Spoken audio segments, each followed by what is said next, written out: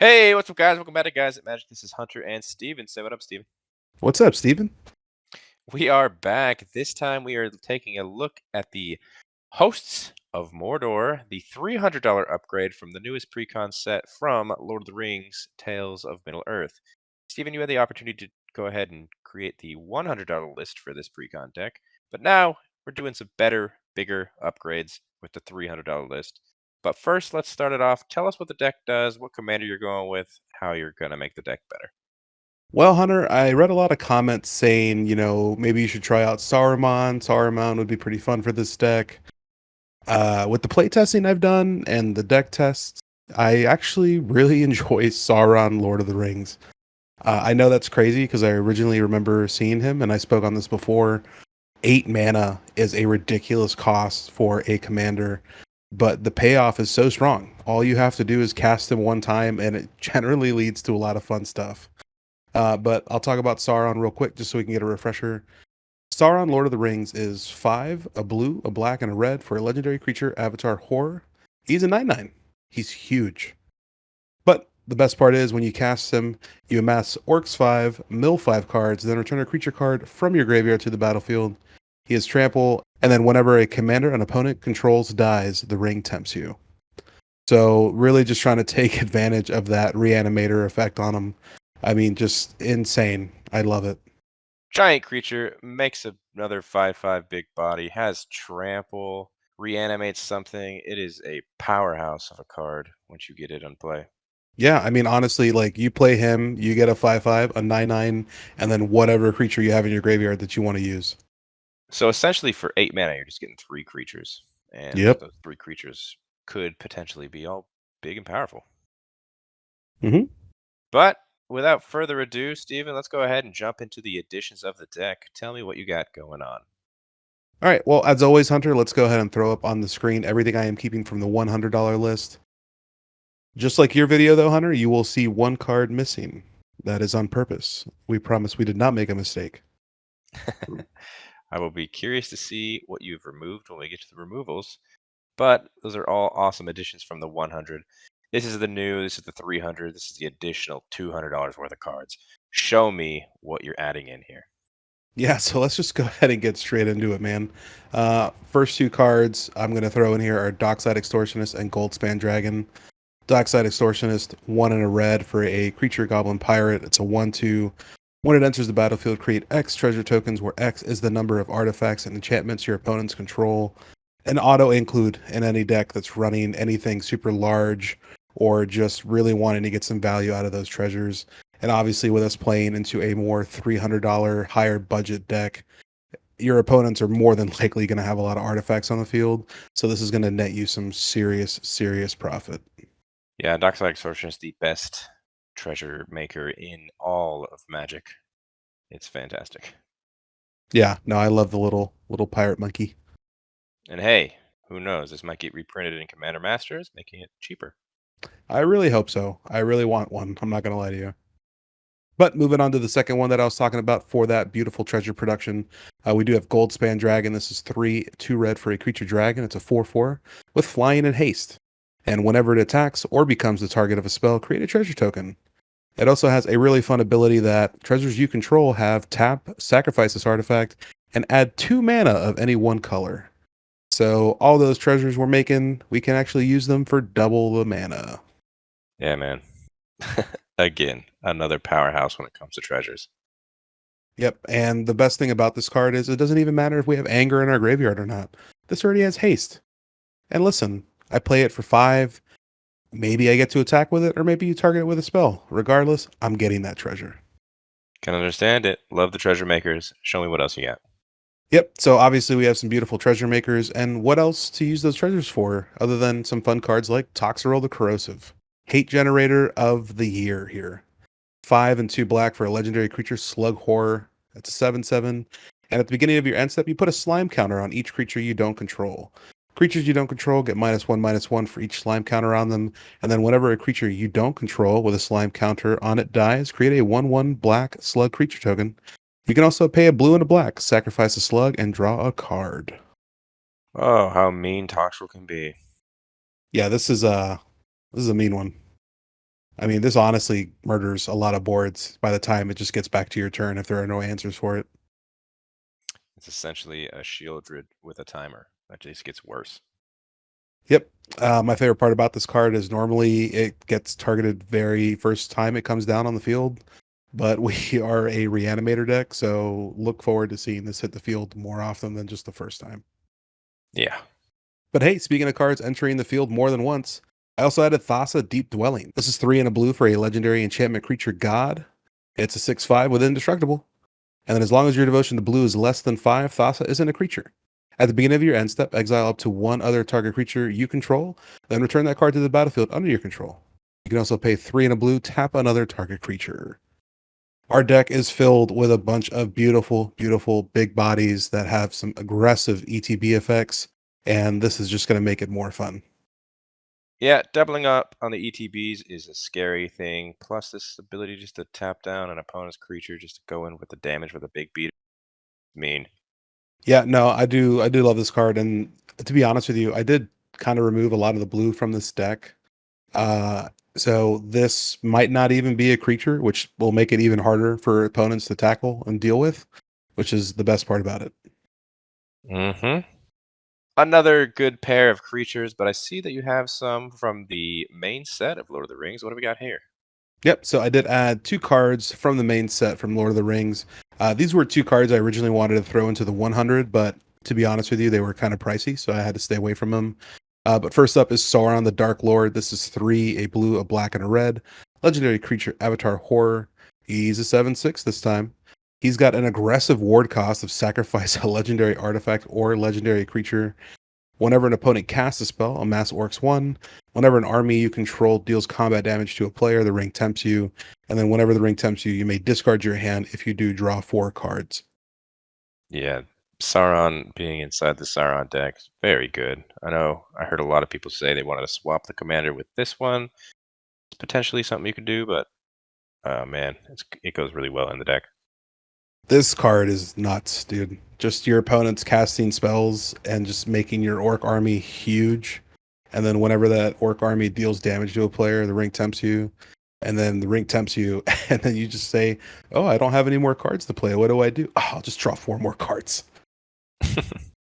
And the last creature card I added from the set is Orcish Bowmasters. This is 1 and a black for a creature, Orc Archer. It's a 1/1 with Flash. Whenever it enters the battlefield and whenever an opponent draws a card, except the first one they draw in each of their draw steps, Orcish Bowmasters deals 1 damage to any target, then amass Orcs 1.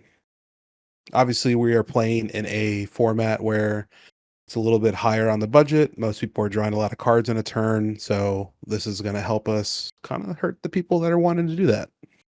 Yeah, being able to just ping down people's creatures as they draw cards, not on your turn, and then just amassing Orcs 1 to create that 5/5 that your commander makes just bigger, bigger, bigger, bigger every time is really good.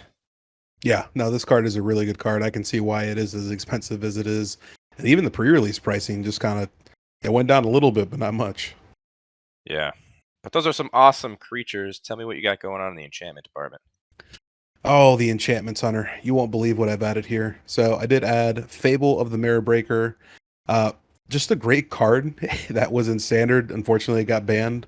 But this card is just really aggressive all around. So Fable of the Mirror Breaker, 2 and a red. The first chapter says create a 2/2 red goblin shaman creature token with whenever this creature attacks, create a treasure token. The second chapter says you may discard up to 2 cards. If you do, draw that many cards. And the final chapter says exile this saga, then return it to the battlefield transformed under your control. The backside is Reflection of Kiki Jiki. This is an enchantment creature, Goblin Shaman, 2/2. It says pay 1 and tap it. Create a token that's a copy of another target non legendary creature you control, except it has haste. Sacrifice it at the beginning of the next end step. This is a really fun one for this deck because A, it's basically a generator for some treasure, which is always really fun. And then it also fills our graveyard. So we can discard any big, bad, beautiful creatures we want to reanimate. And then we can just kind of filter through our deck a little bit more and draw some extra cards. And then once this flips into the Reflections of Kiki Jiki, whatever we bring back to the field, we can just go ahead and copy it and make another one. It's great. I love it. Yeah, all 3 modes on this card just suit your deck so well. And then the last enchantment I added is, of course, the most wonderful card to throw into any blue deck that's trying to draw some extra cards, Rhystic Study. This is 2 and a blue for an enchantment. Whenever an opponent casts a spell, you may draw a card unless that player pays 1. So I will say, pay your taxes. Simple to the point, and I believe this is your favorite card in all of Magic. This is absolutely my favorite card in all of Magic. Surprisingly, I know this is going to be kind of crazy for a lot of people to believe, but I was actually just gifted a Rhystic Study the other day for my birthday by a longtime friend, and now I get to ask that beautiful question: do you pay the 1? Creatures, enchantments. What are we doing about the mana base? So I'll be honest with you, the creature base was pretty good with the 100. The ones we've added were pretty good. The enchantment base was really solid. The instants and sorceries I really did enjoy. So it just kind of left me some room to play with the mana. So I went ahead and added 5 lands here. I added both the pathways for the colors here. So I had a Clearwater pathway, which is also a Murkwater pathway for a blue and a black. I also added River Glide pathway and Lava Glide pathway for a blue and a red. And then the last 3 lands, I went ahead and added a Marsh Flat. So you can pay 1 life, tap it, sack it, and you can search your library for a Plains or a Swamp card. Also added Morphic Pool. This enters the battlefield tapped unless you have 2 or more opponents. And then Xander's Lounge, beautiful little triome here. Enters the battlefield tapped, but it is a island, swamp, or mountain. So you can go ahead and grab that with the fetch. Or if you just want to have some fun with a Triland. Yeah, all really good lands to throw into this deck. Is that going to do it for all of the additions for this $300 upgrade? Yeah, I just kept it simple, man. I mean, the deck was rocking pretty hard. We just needed a little bit extra oomph, if you know what I mean. So trying to get that treasure creation, and then just trying to get those blink effects. Alrighty. And moving on to the worst part that we always talk about not liking is taking out cards, especially when it comes to an original IP like Lord of the Rings. Tell me what cards are coming out. Yeah, this is pretty tough. I won't lie to you. Removing for the 100 for me is usually pretty easy. It's when we get to the 300, I'm just like, dude, this is the most difficult thing I've ever done because I don't want to remove any of the $100 list because I feel like they got added for a reason. But then I don't want to remove any more of the 300s because I just feel like I kept those cards in there for a reason. So on the screen right now, we'll go ahead and show all the original cuts from the $100 list. And now moving on to the $300 cuts, I did remove 1 card, like we talked about earlier, from the original $100 list that I added to. I got rid of Overseer of the Damned. This is a fun card. It's really good and it can do some fun stuff. I just didn't really need it. I've added some extra big boys into the deck, so I needed to kind of make room for some other big boys. Uh, just kind of had to make the cut, unfortunately. Yeah, the one-time effect of destroying a creature and making zombies when other things die. Just not going to cut it for a bigger budget. But moving on to your $300 cuts, what is leaving the deck? Yeah, so I did get rid of pretty much all of the big beaters in this deck that I just didn't really think made sense for the kind of feel we were going for. So first one we'll talk about is Null Spine Dragon. This is 5 and 2 red for a creature dragon. It's a 7/5 with flying, and whenever it comes into play, I may discard my hand and draw cards equal to the damage dealt to a target opponent this turn. It's just a little slow for me. I basically have to wait to my second main phase to deal damage to my opponent, and then I got it. I don't know. I added Sauron the Dark Lord, which basically does kind of the same thing, except I don't have to worry about it playing it into anything or any of that mess. So just kind of got it out of there. Also, on the chopping block, I got rid of Lord of the Nazgul. This is 3, a blue and a black, legendary creature, Wraith Noble. It's a 4/3 with flying. Wraiths you control have protection from ring bearers, and whenever you cast an instant or sorcery spell, create a 3/3 black Wraith creature token with menace. Then, if you control 9 or more Wraiths you control have base power and toughness 9/9 until end of turn. Not really playing into the Wraith stuff. I mean, I get it. This is kind of a fun card, but it kind of leads into another style of play. This would be really fun as its own commander, but not for what I want to do with this deck. Yeah, we all know Lord of Nazgul is a very powerful Wraith commander. It's actually really popular right now in the community. It's just not going to cut it here in the deck itself. Yeah, I mean, if I would have added like the 9 Nazguls, like you could with the, cards, but I didn't do that, so whatever. Next up, we have Monstrosity of the Lake. This is 4 and a blue for legendary creature Kraken. It's a 4/6 When it enters the battlefield, you may pay 5. If you do, tap all creatures your opponents control, then put a stun counter on each of those creatures. It also has Island Cycling 2, which means you can pay 2, discard this card, search your library for an island card, reveal it, put it into your hand, then shuffle. This card is okay. I like it, but if we're just playing it from our hand, we have to invest a total of 10 mana to do some stuff, which, I mean, don't get me wrong, I get it. You're tapping all creatures your opponents control and putting a sun counter on them. That's pretty solid. And you could also think of it the other way. If you're reanimating this, you can just pay 5. But I don't know, man. It doesn't make sense for me in my mind. My mind is weird, so I just got rid of it. Yeah, if you reanimate it with your commander, say you cast your commander for 8, and this is your only target to reanimate, you're kind of bummed because you already paid 8. You might not have the 5 to actually make this doable. Yep. And the last creature I am cutting is Siege Gang Commander. This is 3 and 2 red for a creature goblin. It's a 2/2, and then when it enters the battlefield, create 3 1/1 red goblin creature tokens. You can also pay 1 in a red, sacrifice the goblin. Siege Gang Commander deals 2 damage to any target. Really good ETB here. Really just makes you those blockers. I really did actually enjoy this card, and I think as a reanimator target, this is pretty solid. Also, adding Thassa into this deck, this would have been a really cool target, but like I said, there are plenty of cards that do either better or the same, and this just kind of was a little bit too expensive, so I just kind of cut it. Yeah, and its ability is just a little too narrow for your big beater deck. But those are all the creatures you cut. What about some artifacts? Yep, so I got rid of Commander Sphere because me and David are kind of on the same page on these kind of cards. I hate 3 mana rocks that only make you 1. So I got rid of Commander Sphere. This is 3 for an artifact. You can tap it to add 1 mana of any color in your commander's color identity. You can sacrifice it to draw a card. We already have enough card draw in the deck, and I'll be honest with you, playtesting the 100 mana wasn't really an issue, and we've added so many cards that add us treasure that I don't really need this card in my deck anymore. And the last artifact I'm cutting is Everflowing Chalice. I actually really like this card.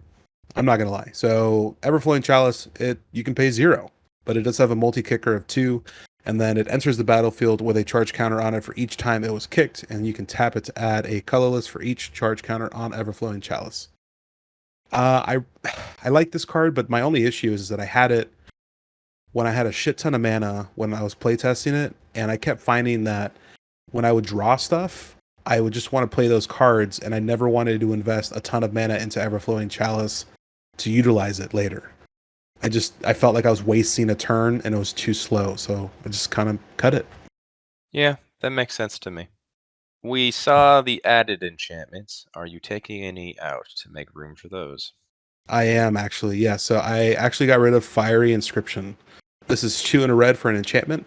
Whenever Fiery Inscription enters the battlefield, the ring tempts you. And then whenever you cast an instant or sorcery spell, Fiery Inscription deals 2 damage to each opponent. This card is great. Don't get me wrong. I am not running a Spellslinger deck, and I'm not trying to deal a ton of damage by casting instants or sorceries.